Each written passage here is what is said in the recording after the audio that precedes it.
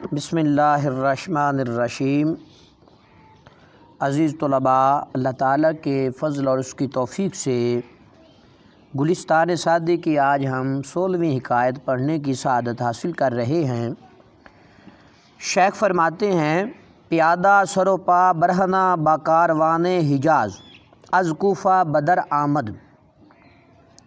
پیادہ پیدل چلنے والا، سرو پا سر اور پاؤں کا ذکر ہے، برہنہ منا ننگے، با کاروان حجاز حجاز کے قافلے کے ساتھ، از منا سے کوفہ بدر آمد کوفے سے باہر آیا۔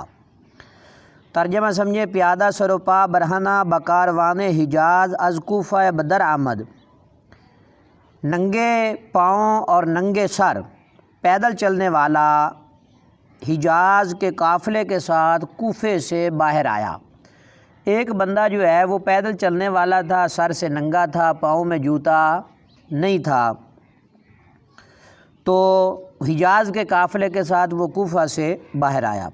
وہ ہمراہ ما شد، اور ہمارے ساتھ ہو گیا، ہمارے ساتھ قافلے کے اندر شامل ہو گیا، قافلے کے اندر شامل ہو گیا۔ نظر کردم، میں نے دیکھا کہ معلوم نداشت، اس کے پاس کوئی نقدی نہیں ہے، پیسہ نہیں ہے، وہ خالی ہاتھ ہے۔ خرامہ ہمی رفت، وہ دھیما دھیما چل رہا تھا، آہستہ آہستہ چل رہا تھا۔ وہ میں گفت، اور یہ کہہ رہا تھا، قطع نہ با اشتر بر سوارم، نہ چو اشتر زیر بارم، نہ خداوند رعیت، نہ غلام شہر یارم۔ نہ با اشتر، نہ اونٹ پر، سوارم میں سوار ہوں۔ یہاں اس جملے میں لفظ بر جو ہے وہ زائد ہے۔ نہ چو اشتر زیر بارم، نہ میں اونٹ کی مثل بوجھ کے نیچے دبا ہوا ہوں۔ نہ خداوند رعیت، نہ میں کسی رعایا کا حاکم ہوں، بادشاہ ہوں۔ نہ غلام شہر یارم، نہ میں کسی بادشاہ کا غلام ہوں۔ ترجمہ سمجھے۔ نہ با اشتر بر سوارم، نہ چو اشتر زیر بارم، نہ میں اونٹ پر سوار ہوں اور نہ ہی میں اونٹ کی طرح بوجھ کے نیچے دبا ہوا ہوں۔ نہ خداوند رعیت، نہ غلام شہر یارم، نہ میں کسی رعایا کا بادشاہ ہوں اور نہ ہی کسی بادشاہ کا میں غلام ہوں۔ غم موجود و پریشانی معدوم ندارم، نفس میں زنم اسودہ و عمر میں گزارم۔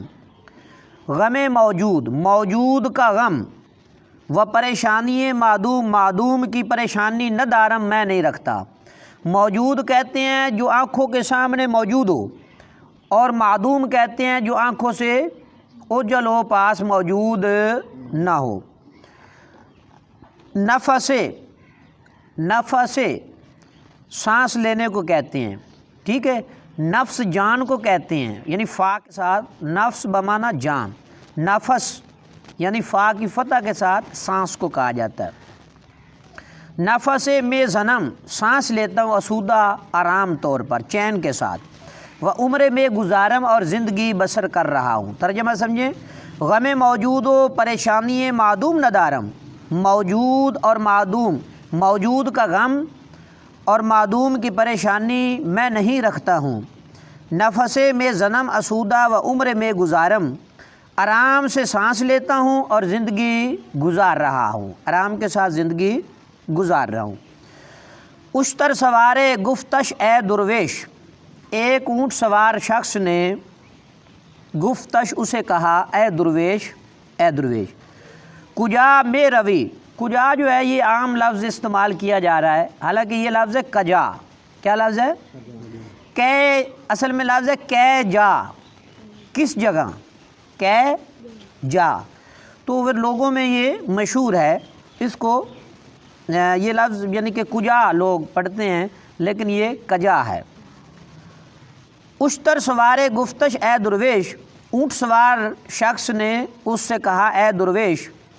کجا میں روی بر گرد، کیسے میں روی، کہاں تو جا رہا ہے، میں روی، کجا میں روی، تو کہاں جا رہا ہے، بر گرد، واپس لوٹ جا، واپس تو کہاں کا ارادہ رکھتا ہے؟ اور تو ننگے سر بھی ہے، ننگے پاؤں بھی ہے، سواری بھی تیرے پاس نہیں ہے، جیب میں تیرے پاس خرچ بھی نہیں ہے۔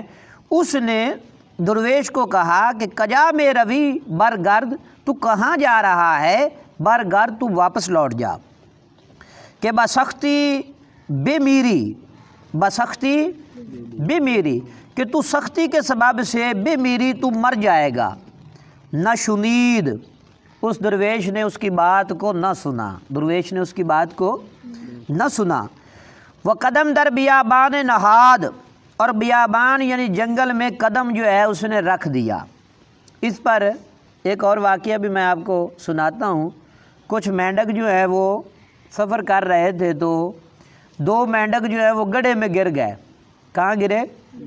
گڑھے میں۔ اب اوپر سے دوسرے مینڈک جو ہیں وہ اسے تانے دے رہے ہیں، تانا زنی کر رہے ہیں، بھئی اب تم نے یہیں پہ مر جانا ہے، نکلنے کی تم طاقت نہیں رکھتے۔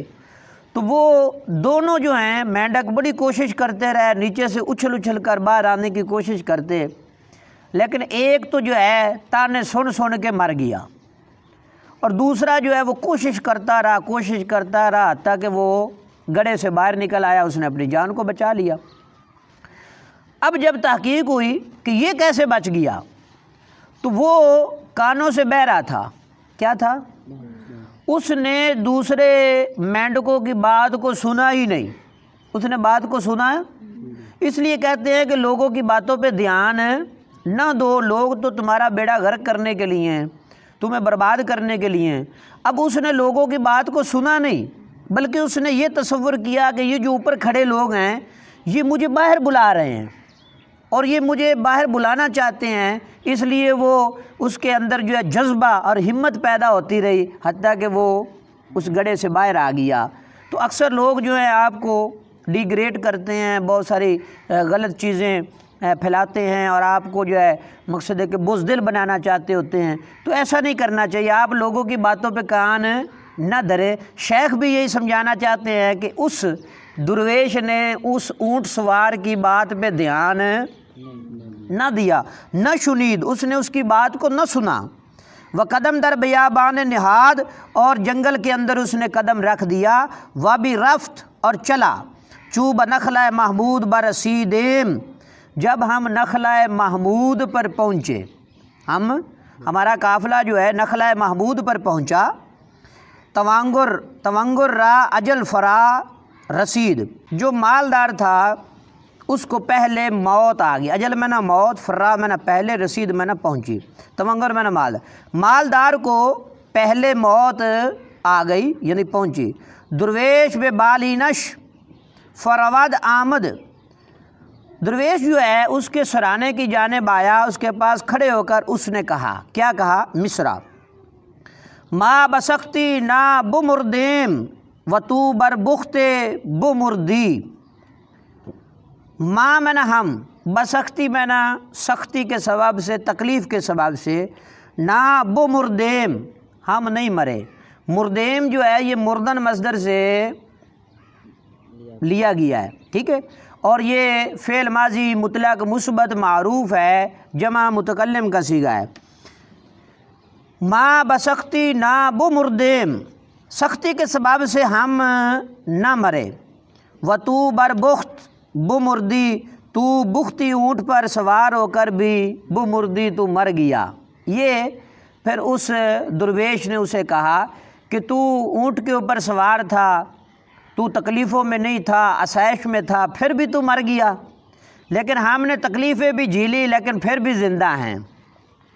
شخص ہما شب بر سرے بیمار گریست، چو روز آمد بو مرد و بیمار بزیست، ایک شخص ہما شب میں نہ تمام رات، ایک شخص تمام رات بر سرے بیمار، مریض کے سر پر، گریست روتا رہا۔ کیا کرتا رہا؟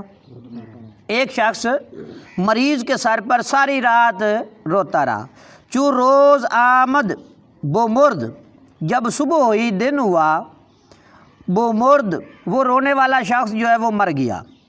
وہ بیمار بزیست، اور بیمار جو ہے وہ اچھا ہو گیا، تندرست ہو گیا۔